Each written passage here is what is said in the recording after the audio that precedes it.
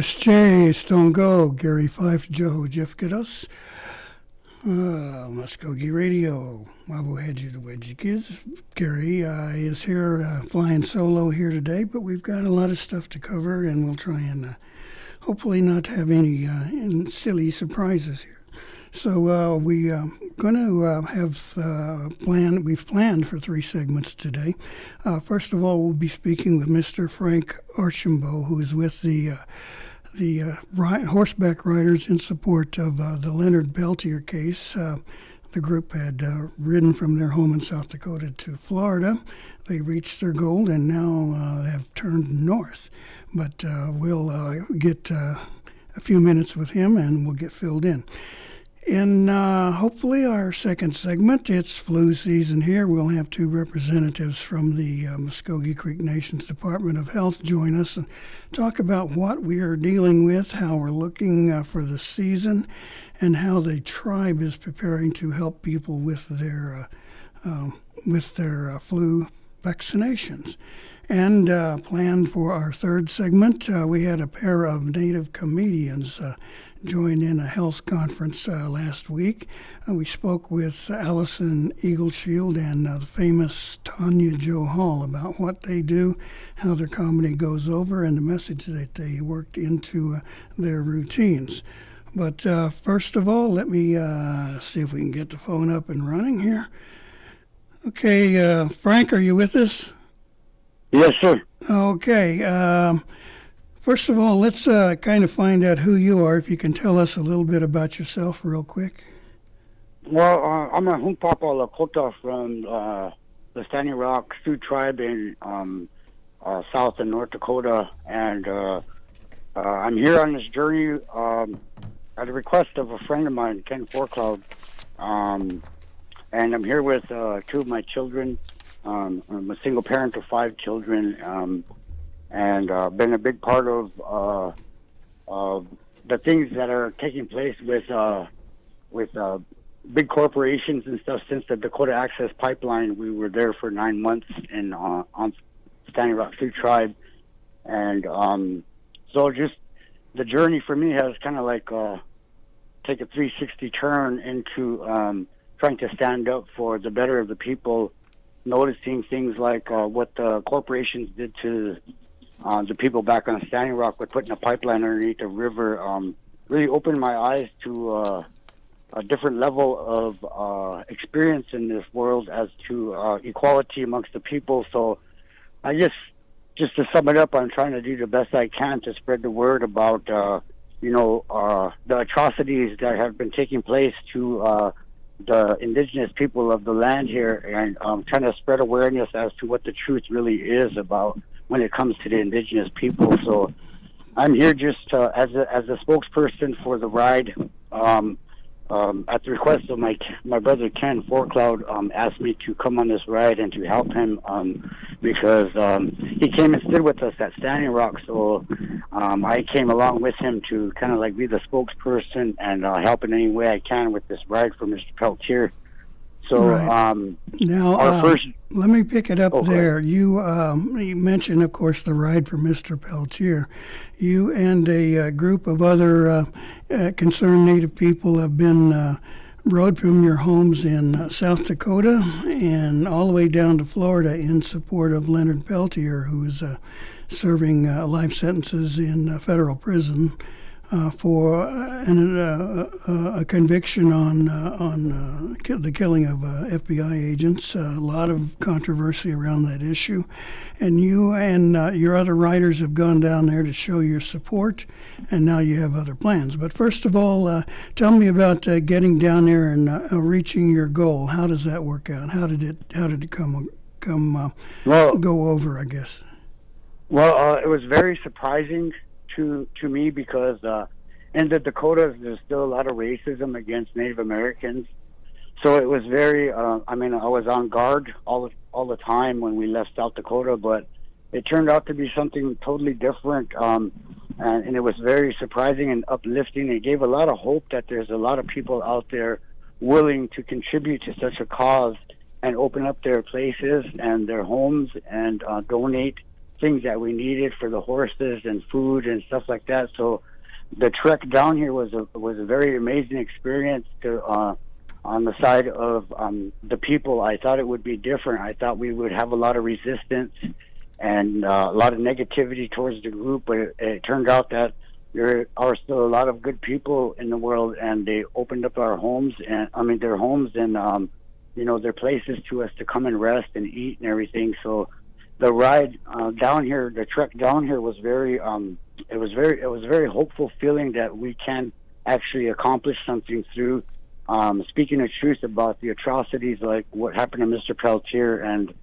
further back in the past with our people. So and the majority of the people were of Caucasian descent, and so which really gave us hope that we can come together as human beings, not as has anything to do with race or anything like that. So the support was very phenomenal. I mean, a big shout out to all the people who supported us in any way, even if it was just a prayer.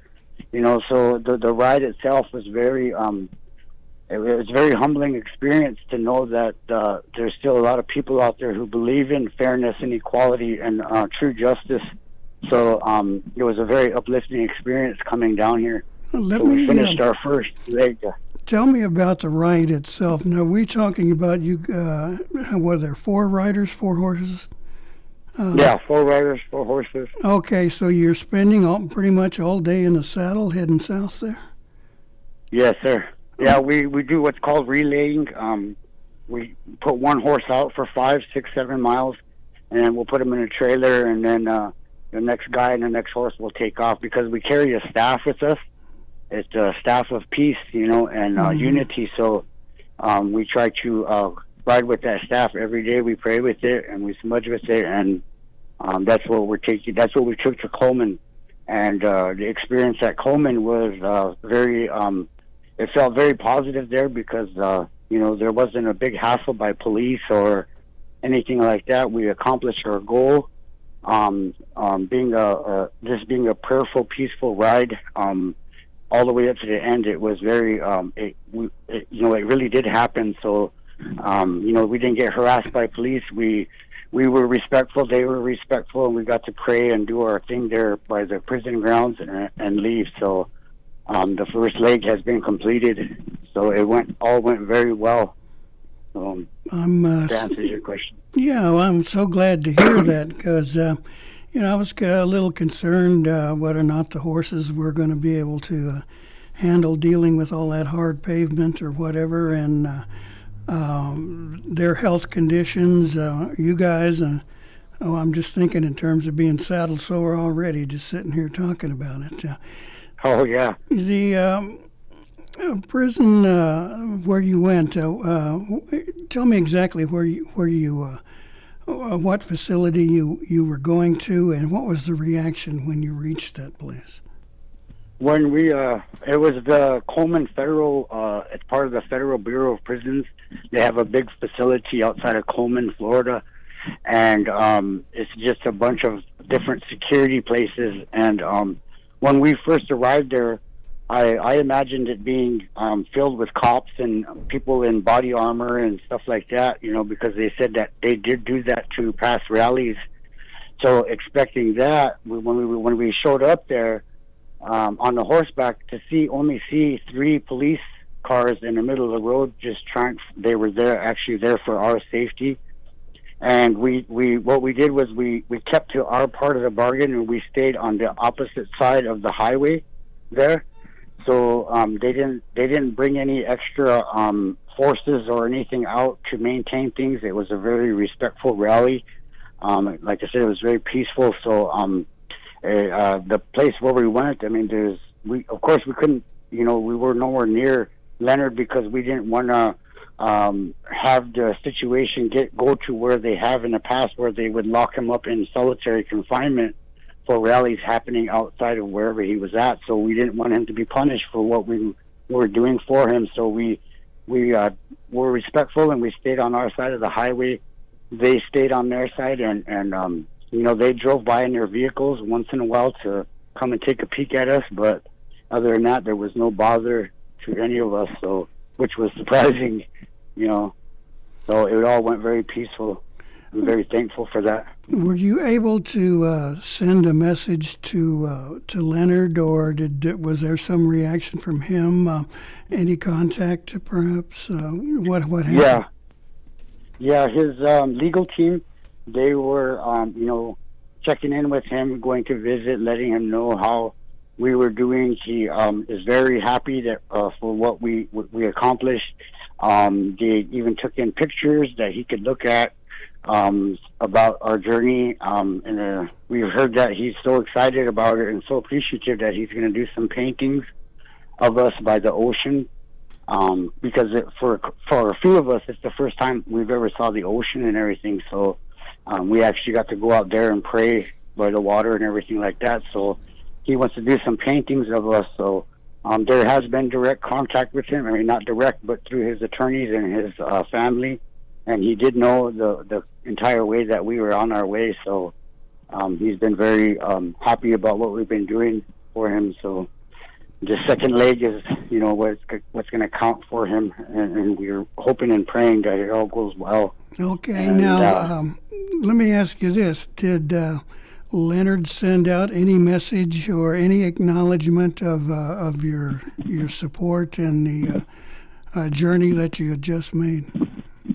Yes, he did. He wrote some stuff on a piece of paper and had it posted to Facebook through his attorneys and stuff, just giving us a quick message, letting us know that how grateful he is and how proud he is of us for doing this for him. So it was a very humbling experience to get that message from him, from all of us, So it was very uplifting feeling to know that he knew that we were on our way. So when I heard about your plans here and the journey that you'd made, I was kind of worried that there would be a huge police presence down there and somebody getting cracked in the head with a nightstick or something stupid like that. But I'm so glad to hear that that was not the case. You dealt with each other in a respectful manner, right? Yes, sir. We have been. We've noticed surveillance on us from the FBI. Their presence has been noticed a couple times, so they are watching us. We just don't pay attention to them because we're doing nothing wrong. We're not breaking any laws. I keep telling people that we come in peace and prayer to help our brothers. So, we mean no harm to anybody. So their false allegations or whatever that they have, their thoughts they have against us is, it's just ridiculous. We're just here to support our brother and once again ask in a respectful way for our brother to be released. Right. So, he's getting pretty old now, and he's got health problems, right? Yes, sir. Yes, sir. Now, at the conclusion of your presence there, I don't want to call it a visit, but when you showed up and you conducted your program and ceremonies, what was the next step? I understand now that you decided to head north. Yes, sir. We here comes our friendly. Just as I spoke about them, here they come. There's a helicopter that's been seen so many different times. Okay, so our next leg, our next plan is right now we are in the process of regrouping. A couple of our guys went north to get another truck with a bigger horse trailer to get more horses in it. And then we're just making preparations to enter into the cold region of the country. The logistics of the ride itself. In D.C., we heard that the traffic is terrible, so we're working on trying where we can actually keep the horses. Where are we going to stay? All these different things that are coming into play, that will be coming into play within the next month. Everybody's coming together and working on that for that trek to D.C. So we want to be able to ride up and take the horse medicine to the decision makers in D.C. and take that medicine there in hopes and prayers that they will follow the directive of the animal nation, the spirit of the horse, which has gathered so many people to this ride on the first leg. And so the second leg is where we're going to take our our concerns and our love with the horse medicine to Washington, D.C., where the decision is going to be made for Mr. Peltier's fate. The clemency hearing will be November 1st, and we're hoping to be there riding up, I believe it's Pennsylvania Avenue. Mm-hmm. And from what I'm hearing, we're gathering a lot of support, including the Global Peace Council. We're trying to get in touch with the Native American Smithsonian Institute there to see if they'll assist us in any way. We're just sending word out on Facebook. You can go to the Leonard Peltier Freedom Ride 2018 on Facebook, and you can see our whole trip there. There's also the GoFundMe, and you can keep track of everything on a daily basis through that group on Facebook.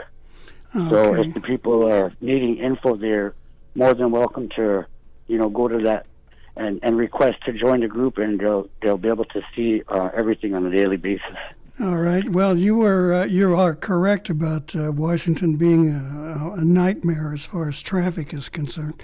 They designed that city in the end of the 1700s for wagons and horseback transportation. So it's pretty miserable from time to time, but they did widen the roads, the streets, so you should be able to get through. Pennsylvania Avenue, of course, is where they always hold all the parades and things, so that's probably wide enough, but you certainly don't want to be there during rush hour, believe me. Yeah. Now, you mentioned the Smithsonian. Will that be the National Museum of the American Indian? You want to probably speak with Kevin Gover, their director there. And Kevin Gover? Gover, right. He is the head man there. And they've been very receptive and helpful. I believe they've even got a signpost from one of your camps up at Standing Rock from the No Dakota Access Pipeline camp. Yes. I believe they've actually set one of those up, so they are receptive. They know what's going on. And there is an American Indian Society in the town there. They're the group that puts on their local powwows and other Native community activities and the inaugural ball, Indian inaugural ball every 4 years. So maybe you can find some help with those folks too. That's awesome information. Okay, well, they have been very supportive of other groups who've come to town, and a lot of them are government employees, of course, but they're just Indians, they're just folks too. So I've got some good friends in that group, so you probably might find a friendly ear or two. Now, all right. When you get to Washington, is there any other particular group that you want to speak with? Most generally, these kind of things end up on the mall, that big park grassy area between all the monuments, and you should be able to ride there without too much problem. And of course, chase a few joggers around there, but things like that. Now, what have you heard from Native America, the rest of the country, in terms of support for your effort here? Well, it's been kind of like a split thing. We have people who don't really know the full story of Leonard Peltier, or they've been giving false information, or they just don't really care as to what's going on with him. So there's also been the side of the people that do support him and do know of his situation. So it's kind of like a split thing when it comes to the Native American population. It's kind of heartbreaking to know that a lot of our people don't support us, but then it gives you hope when there are people that do. So it's like people just making their own choices rather than, just looking at what we are actually doing, because it's just, it's so much more. First of all, it is about Leonard Peltier, but Leonard Peltier represents so much more of history and injustice that we face as Indigenous people. So, when I speak at powwows and do different things like that, I always try to remind people of who they are, not who they want to be, and follow their hearts and what their people really need. You know, and right now we really need all of your support. And I'm gonna in a few days I'm gonna have Julia Fike put out a message that we would like all, because there's four of us here from the 7 council fires of the Lakota people. You know, I'm trying to send out a message to get the other 3 bands of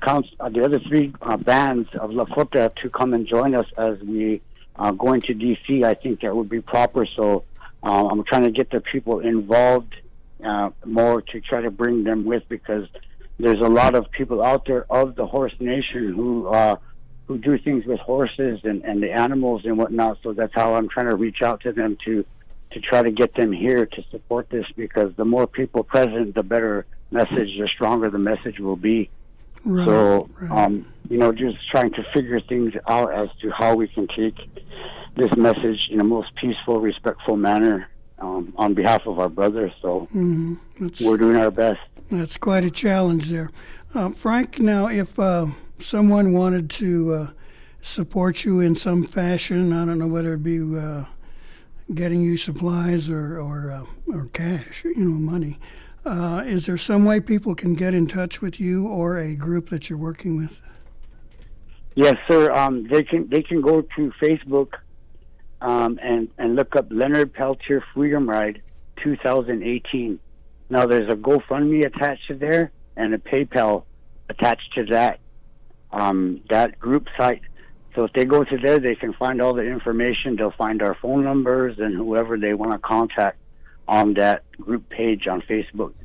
So they can go there anytime and just request from Julia or Ken to be a part of the group, and they'll let them in. So, and then from then on, they'll get all the information. What we know, they'll know. So they can keep track of us on a daily basis and support us in any ways through that group site.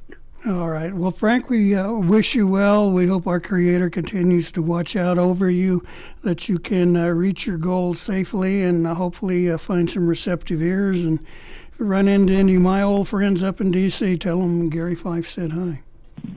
Okay, Gary, we really appreciate the time that you gave us to get the word out on your program, and like I do to other radio stations, I invite you to come back, and if you want to check in with us on this second leg, you're more than welcome to call me at any time, and we can get the people filled in as to how it's going. So that's an invitation to you.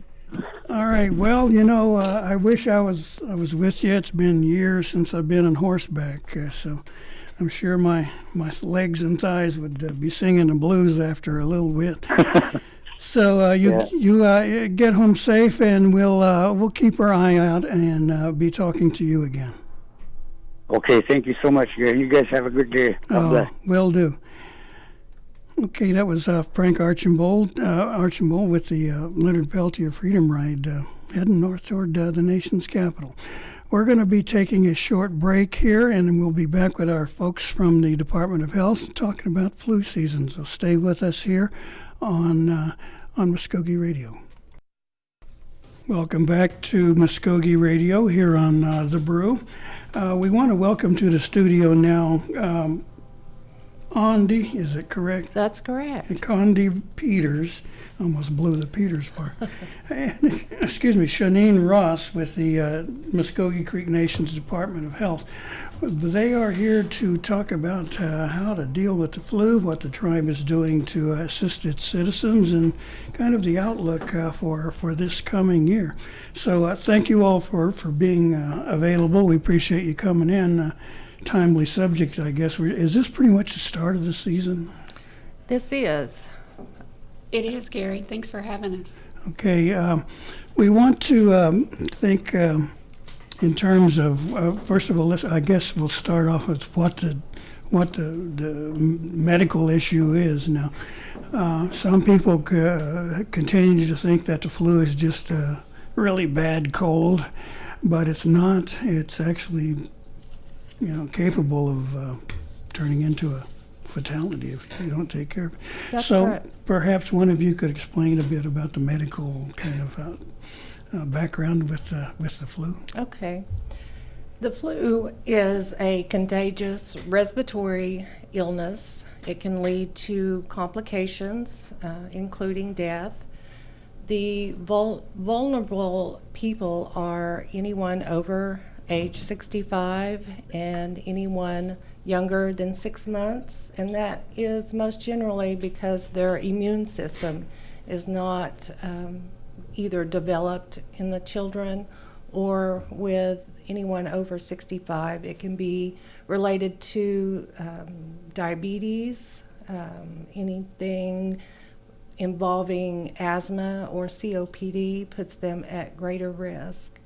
The complications of the flu, of course, can include hospitalization, and that's why we at the Department of Health are trying to get everyone immunized, and that is the number one way to protect yourself against the flu.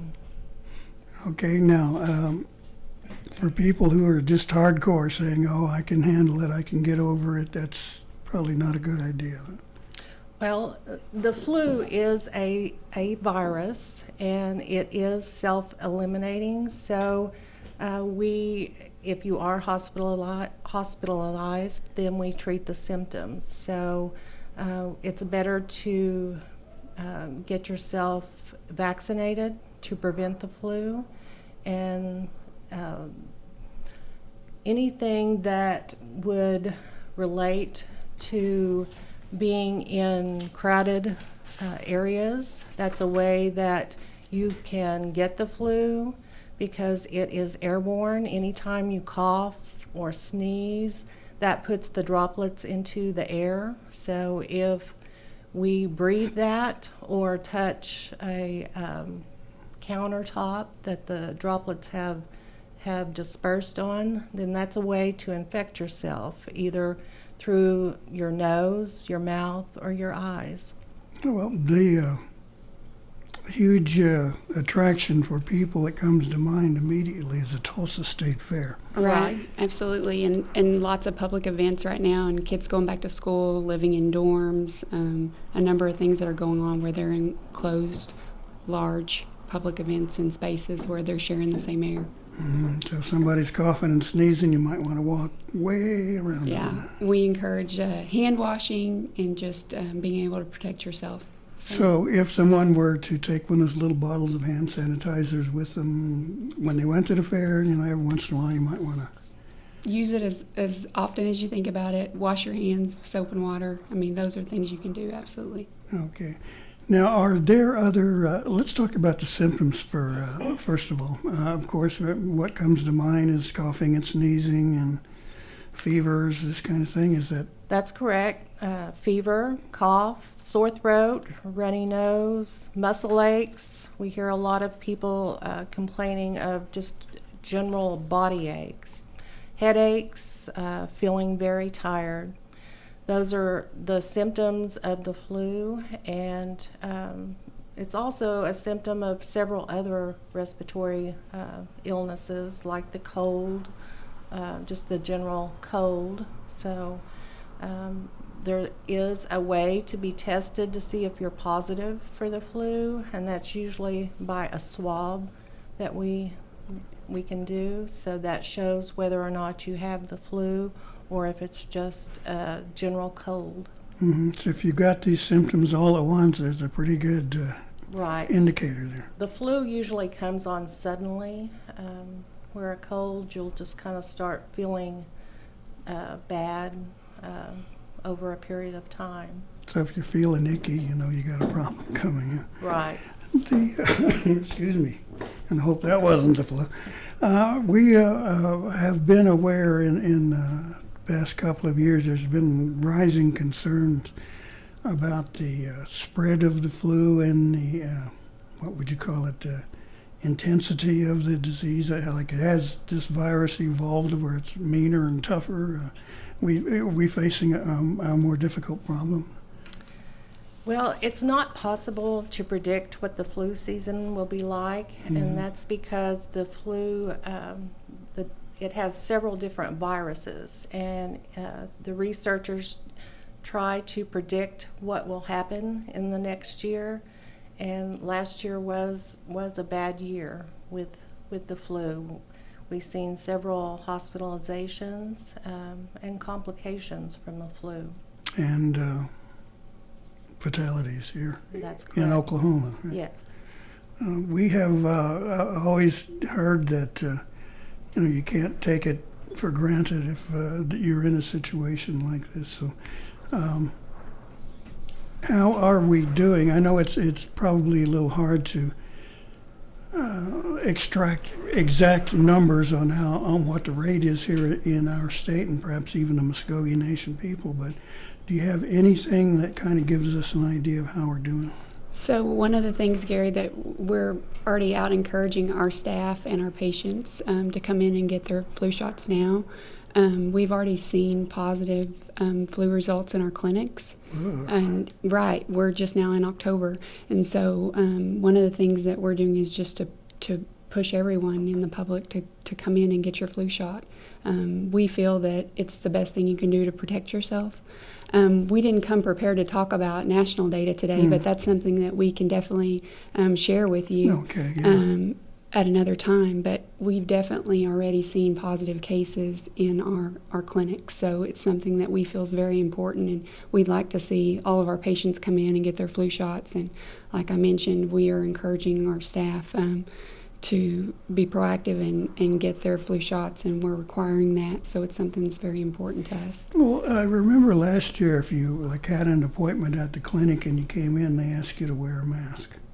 Right. And everyone was wearing a mask, whether they wanted to or not, but it was kind of mumbled and thrown around. But do you think there's anything that your department will be doing like that? Are you ready to supply those masks again and undergo these types of cautions? Absolutely. That's a policy, and it's an evidence-based practice that we've implemented. As Andi mentioned in her description of how the flu is spread through droplets, and so that mask protects you and it protects others from you spreading that if you're coughing. So that's why we require that. So if people are a little reluctant to wear one, you might want to convince them that... We actually try to talk to you about it. So if you come in and you have questions, or if maybe you're a little hesitant and we recognize that, we try to have a conversation with you about it and explain. Because it is sometimes...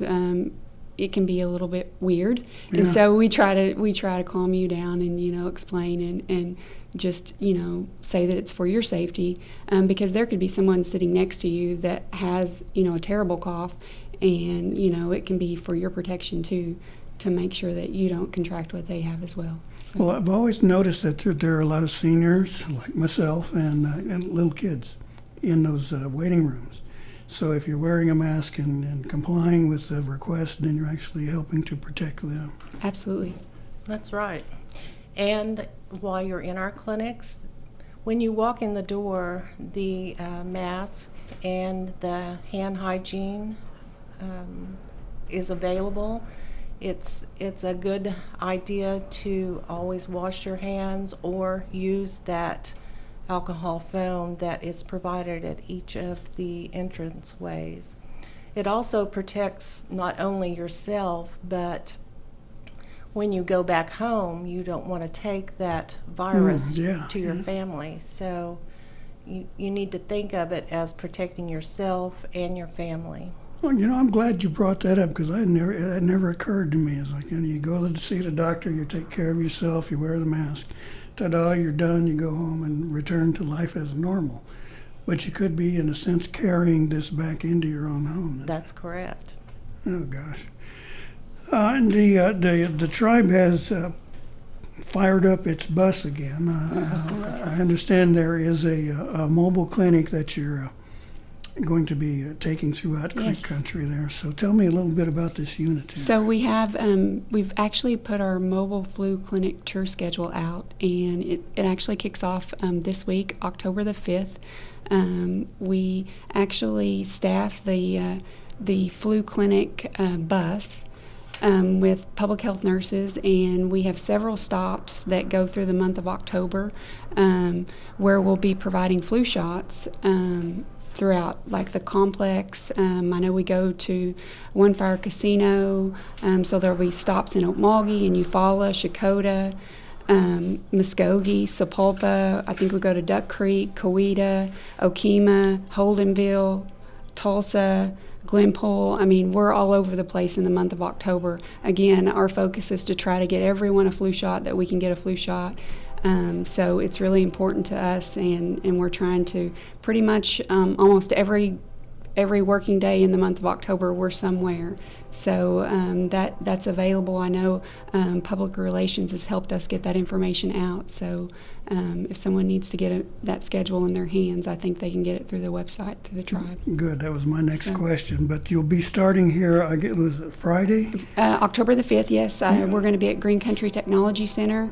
There's going to be a health fair there that's sponsored by the Muscogee Creek Nation Office of Child Care. It starts at 10 a.m. We'll be there from 10 to 2, and we'll be providing flu shots. Okay. Is there any cost for these shots? No cost for our patients and our tribal citizens. And I think also, I know, Gary, you have some non-native listeners as well, and I know we're promoting that everyone get a flu shot, and I know some of the local health departments are providing no-cost flu shots to those individuals that are also non-native. So if someone's interested that's listening that's non-native, they can access a flu shot at no cost through their local health department as well. That's great. You're looking out for the entire We want everyone to get a flu shot. It's very important. Yes, absolutely. Yeah. And if the railroad would back off, we'll be in good shape. The kinds of things that come to mind, and of course, having watched too many epidemic movies, is huge lines of people waiting to get this treatment. But is that the case? I mean, is there usually a line, a waiting period when you show up for one of these things?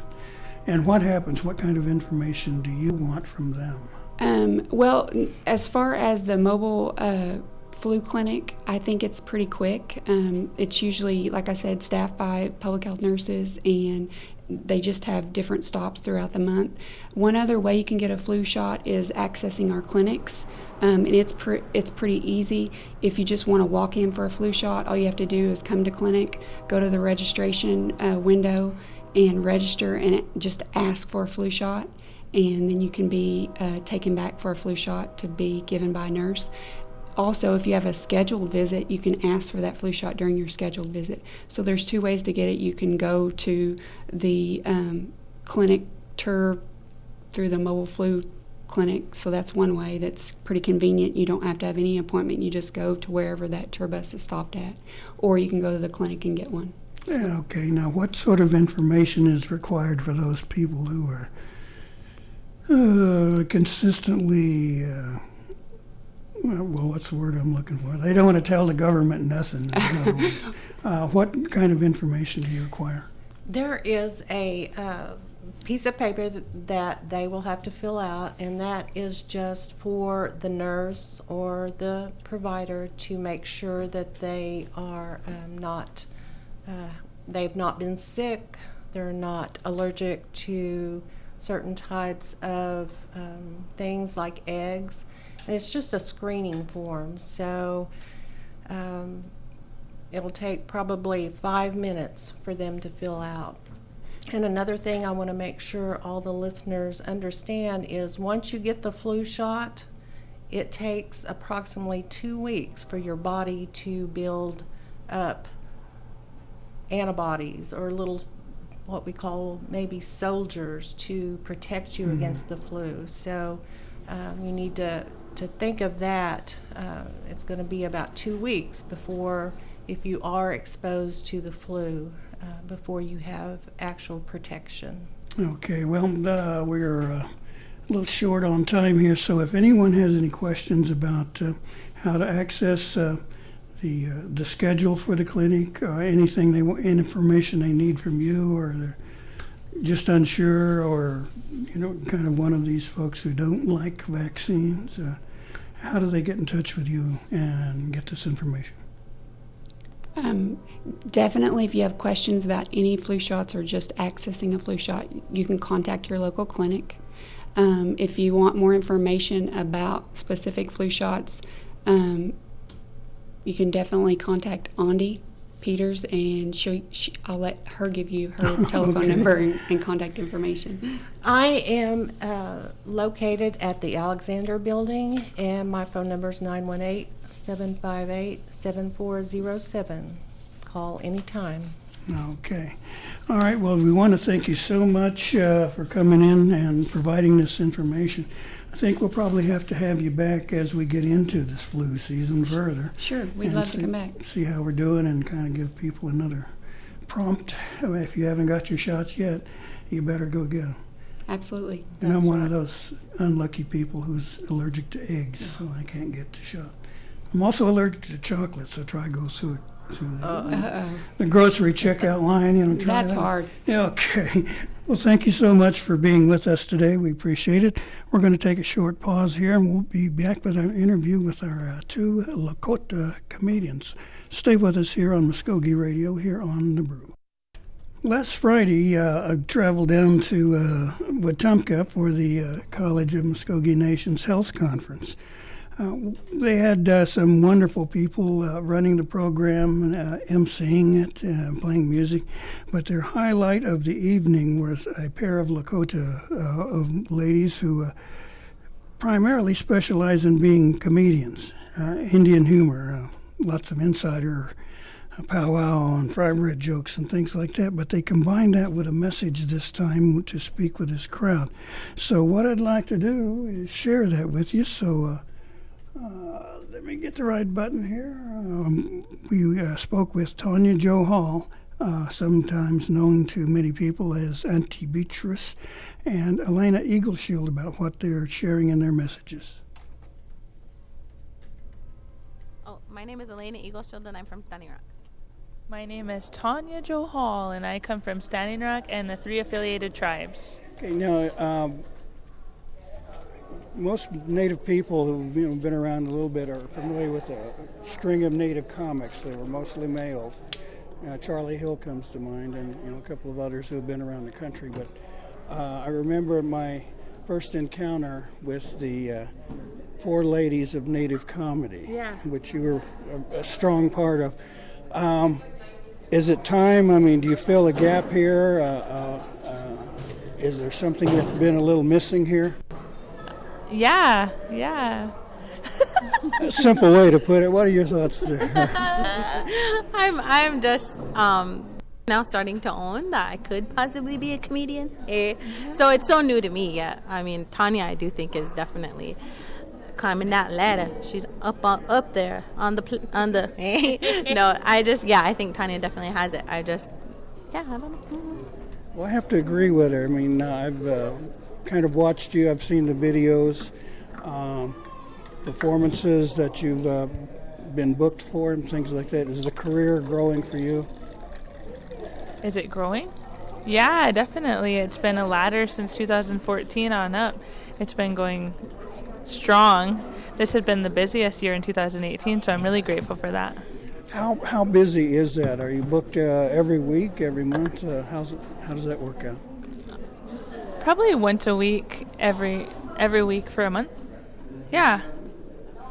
And is it a team now that you're working together, or are you still working like on solo career?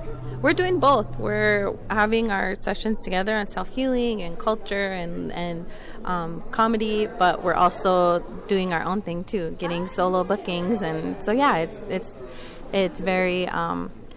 We're together, and we're also doing our own career. So we're not. I don't know how else to say it. So you're not welded together. Exclusive. I mean, yeah, we're not. Yeah, we're a team, but we also support each other in our solo careers too. Now, in my first interview with Tonya on our radio show a couple of years ago, the question I asked her was, "What is it about your humor that appeals to Native American people?" Tanya's? Yours.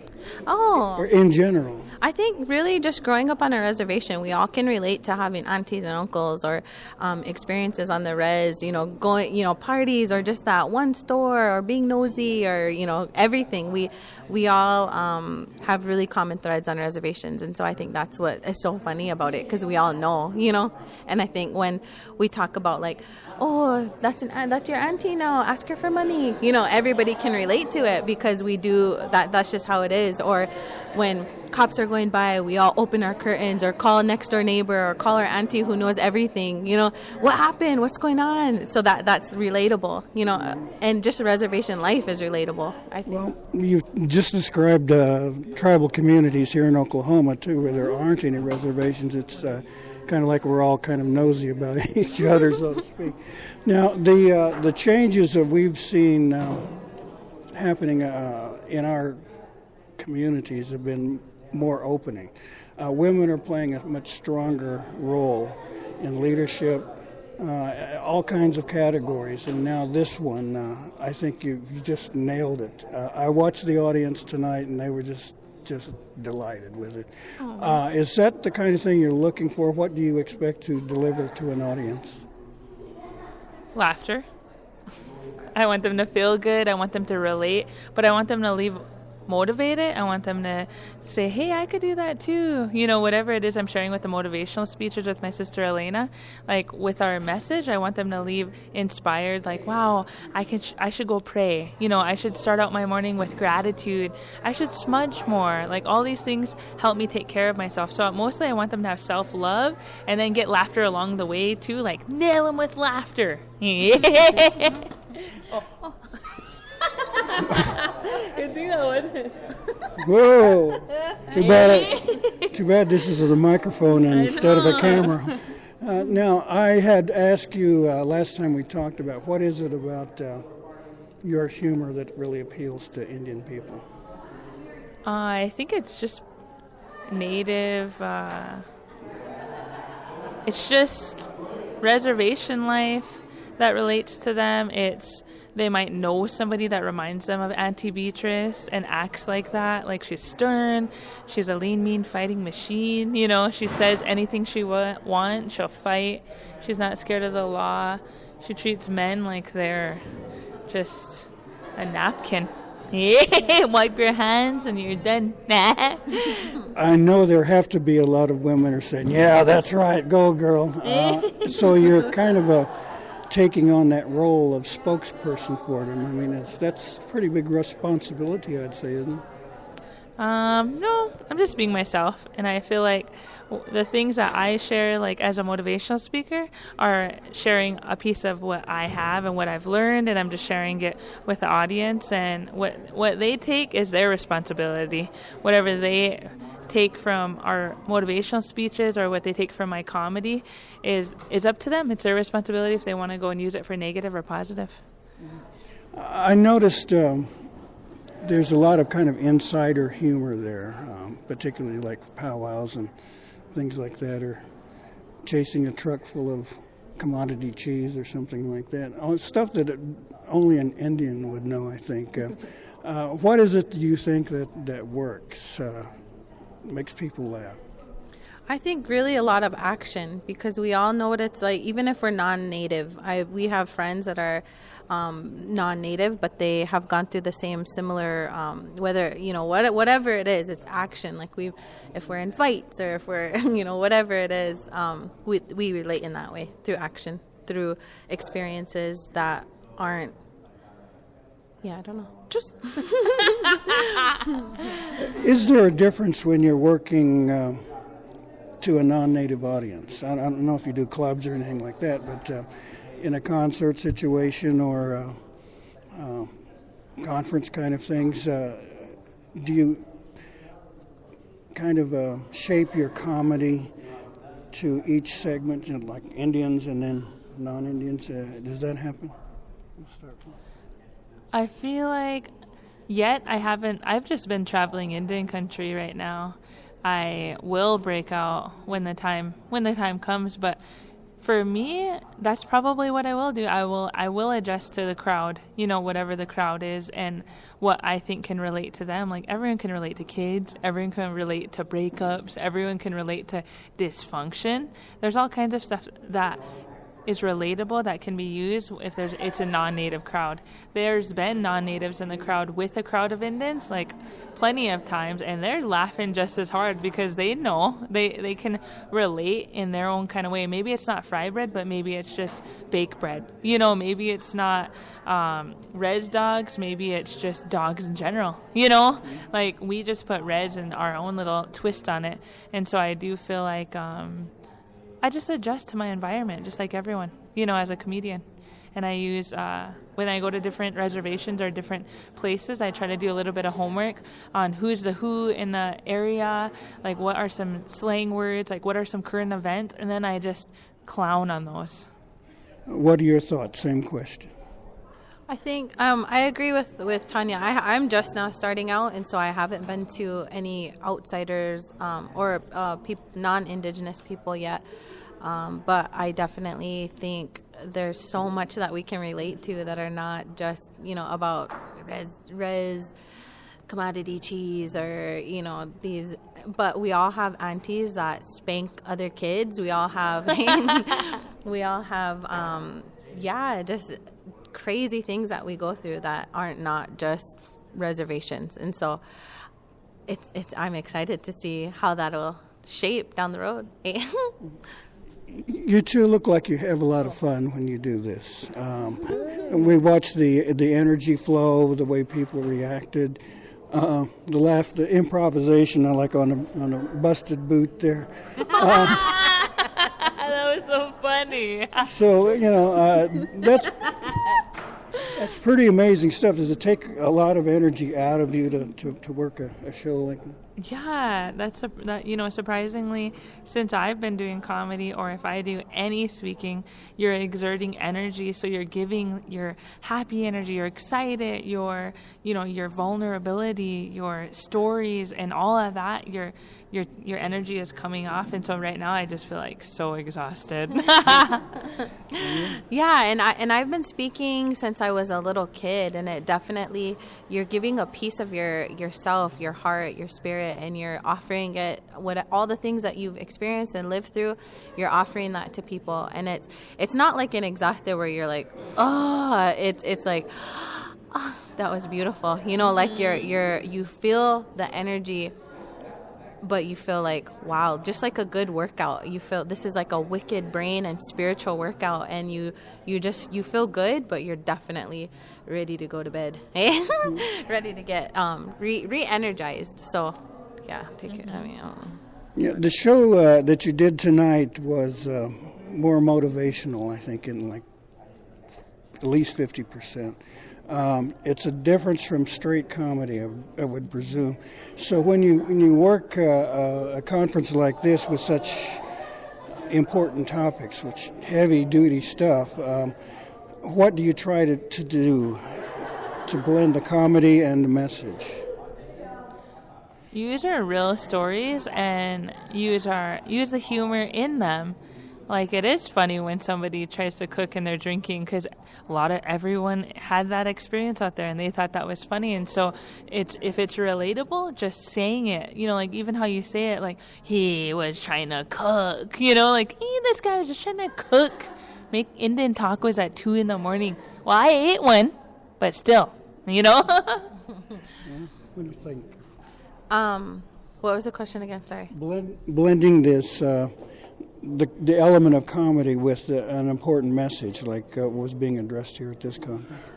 I think it's really important to do that, because there's easier ways, like comedy, to get points across and messages across, especially with deep stuff like that, because we could easily be standing up here crying about our stories, right? But we know that laughter is the best medicine, and that laughter, even in our everyday lives, when something's going on, we're constantly teasing and laughing and helping each other through situations with laughter and joking. And so we know that our people have suffered and persevered through all the United States federal laws and genocide, and we've persevered through uplifting each other and making sure that we, laugh about situations, or we would be very angry people, but we're not, It's like, Okay, I'm just about done with you all, so let you go collapse. Is there a line that you will not cross in what you talk about, whether it's like personal family or tragedy you've had to deal with, or the situation of Native people in general?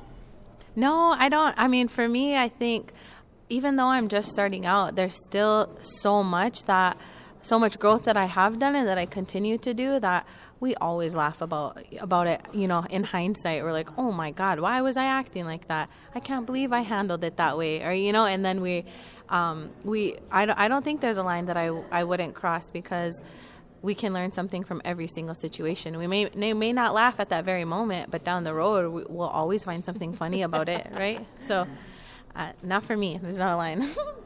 Same question. Oh, what was it? Is there a line that you will not cross, a subject you won't discuss or bring into your comedy? Is there kind of a borderline there? No. That's all I got. That's all right. Okay, well, I tell you what, and finally we'll say, is there a message you want to leave with our Muscogee Creek people now that you're down here in our part of the world?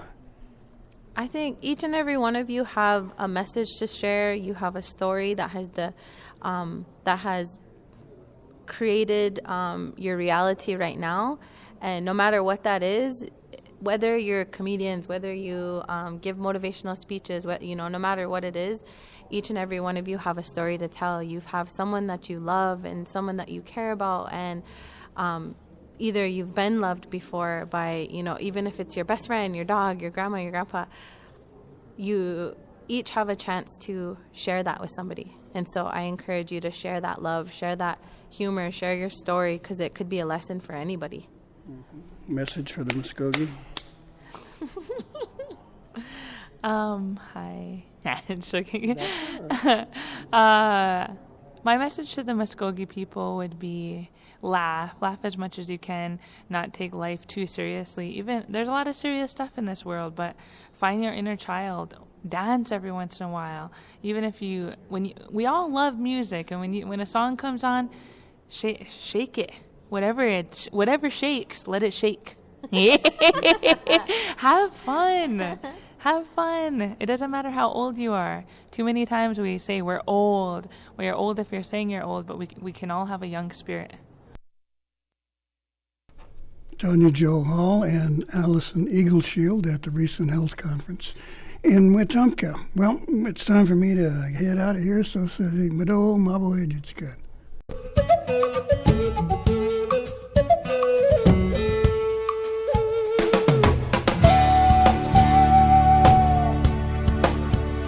You've been listening to Mvskoke Radio. Join us again next week for more local, tribal, and community news and updates. Mado.